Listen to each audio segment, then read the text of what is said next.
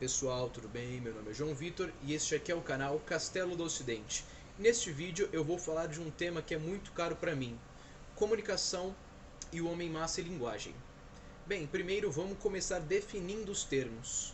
O que é um homem massa e quando ele surgiu ao longo da história? Bem, Ortega y Gasset vai dizer pra gente que o homem massa surgiu por volta do século XIX e no século XX. Bem, mas por que nessa data? Teoricamente é simples.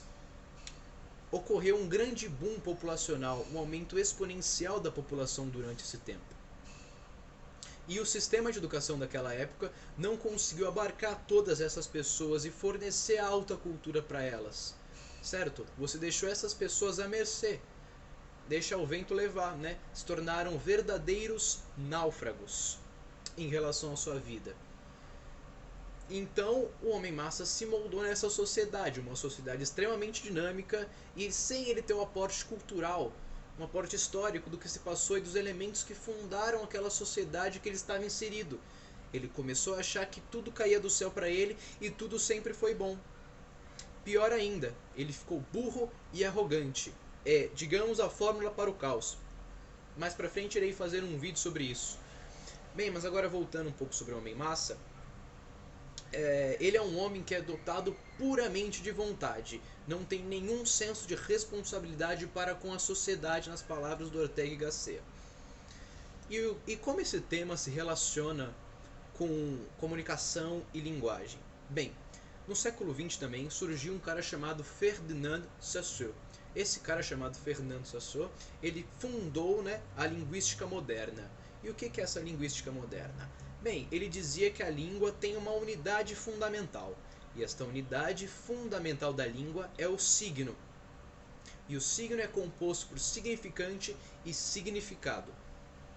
Significante é a casca da palavra, certo? Por exemplo, a palavra gato, G-A-T-O, e o som da pronúncia, gato. Esse é o significante, a casca da palavra.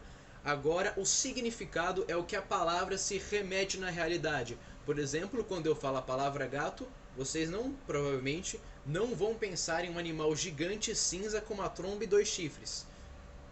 Bem, se eu falar isso, se vocês pensarem isso, na verdade, tem algum problema. Certo? E como vamos conectar isso com o homem massa? Bem, é simples.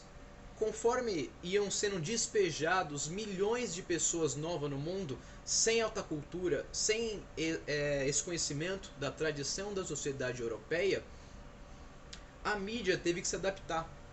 A mídia teve que criar uma linguagem mais simplificada, uma linguagem mais superficial que não tinha tanto contato com a realidade. Inicialmente, podemos até considerar esse movimento como um movimento natural, um movimento que, digamos que não tinha nada de mal, apesar de na sua essência ele ser algo mal. Não era algo, vou fazer o mal porque eu quero, não, mas é algo necessário no momento. Temos que entregar informação para as pessoas e esse é o modo de entregar informação para elas.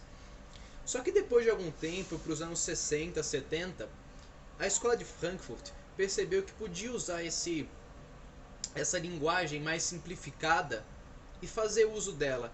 Bem, como eu disse, um signo é formado de significante e significado. Se você manipula o significado, você fica só com uma casca oca. E essa casca é o significante. Por exemplo, vou dar um exemplo da palavra fascista, que hoje em dia é muito comum ser usado como xingamento. Só que ela não tem nenhum pano de fundo histórico. É só um flatus vocis, ou seja, um vento verbal, uma coisa que não significa nada. Né? As pessoas usam só como xingamento. E essa questão de você começar a usar palavras que não têm correspondência com a realidade, ela traz alguns problemas. Bem, o primeiro problema é a impossibilidade de um debate.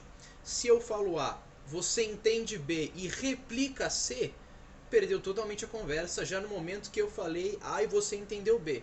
Então impossibilita qualquer discurso possível. Não há debate, só há dois lados gritando para ver quem tem um discurso mais pomposo e vai ganhar a discussão no grito. É só isso que se tornaram, na verdade, as discussões hoje em dia. Bem, o segundo problema é que nós de certa forma, falando de uma forma bem grossa e bem resumida, pensamos através das palavras, certo? Juntamos palavras e formamos um conceito. Quando você começa a mexer com essas palavras, você perde o conceito que ela se remete. Você fica sem um conceito. E aí entra outro problema. A partir desses conceitos formados que encontramos a nossa visão na realidade e formamos nosso horizonte de consciência. O horizonte de consciência basicamente se resume a nossas possibilidades de ações. Se temos o horizonte de consciência que está corrompido pela falta de palavras que tenham correspondência com a realidade, ou seja, palavras verborrágicas que só servem para causar uma função emotiva na pessoa, não temos capacidade de ver o futuro, de enxergar ou até mesmo de compreender a outra pessoa, como eu já falei anteriormente. Lendo 1984, a gente vai achar o conceito de nova língua ou, em algumas traduções, nova fala.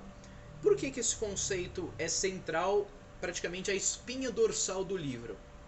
Bem, a nova língua ou nova fala se resume basicamente em você pegar a língua e começar a proibir palavras, você mudar o significado das palavras para você moldar tudo que um ser humano pode pensar, tudo que vai estar dentro do enquadramento permitido pelo partidão, no caso o Sosing do livro 1984.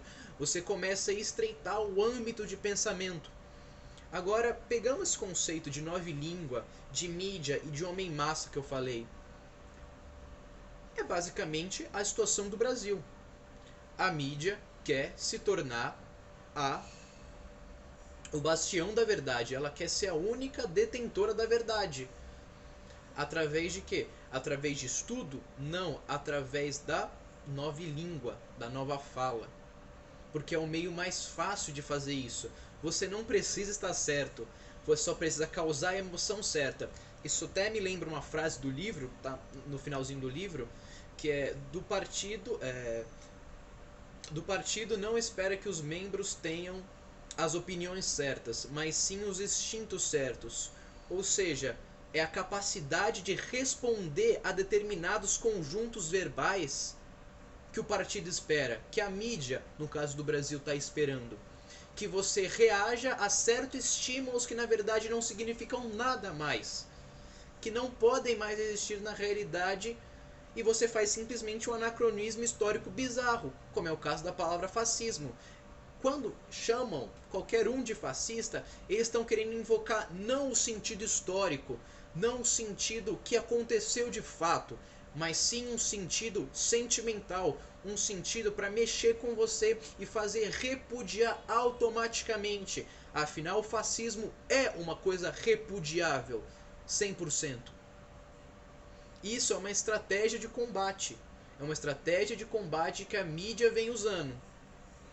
E nós não podemos cair neste discurso de ficar, não, veja bem, é que eu não sou fascista. Não, porra. Você tem que virar para uma pessoa dessa e falar, fascista é o cu de sua mãe, porra. Como dizia nosso querido professor Olavo de Carvalho. A gente não pode entrar nesse joguete verbal da esquerda, porque se a gente começar a debater pelos termos do debate da grande mídia, nós já perdemos. Um general romano chamado Pirro, né? Um general romano não, perdão, um general que lutou contra o Império Romano chamado Pirro, ele venceu uma batalha e quando um dos generais foi congratular ele, né, falou, pô, parabéns aí pela batalha. Ele falou, não mereço parabéns, porque mais uma batalha dessa eu estaria arruinado. Bem, veja bem, ele perdeu tudo nessa batalha. Ele perdeu amigos, ele perdeu soldados, ele perdeu boa parte do exército, um grande poder do exército. O que ele conquistou? Somente uma vitória. É isso que a direita está fazendo. É isso quando você debate nos termos do seu opositor, você está fazendo. Você está cedendo o debate para ele. Não importa que você vença no discurso, não importa que você vença na lógica, não importa que você vença em nada. Porque no final você já perdeu, porque você está usando os termos dele. Então a lição que tem que ficar para o vídeo de hoje e que precisamos mudar é que não devemos debater nos termos do adversário e devemos combater todo tipo de deterioração da linguagem. Afinal, a linguagem é um elemento fundamental, seja da poesia, seja para o raciocínio ou seja até mesmo para a alta cultura. Bem, é isso. Espero que vocês tenham gostado. Por favor, não esqueçam de deixar o like, comentem se tiver alguma dúvida, sugestões para o próximo vídeo. Eu vou ler todos os comentários, na medida do possível, claro. E um bom final de semana. Abraço a todos.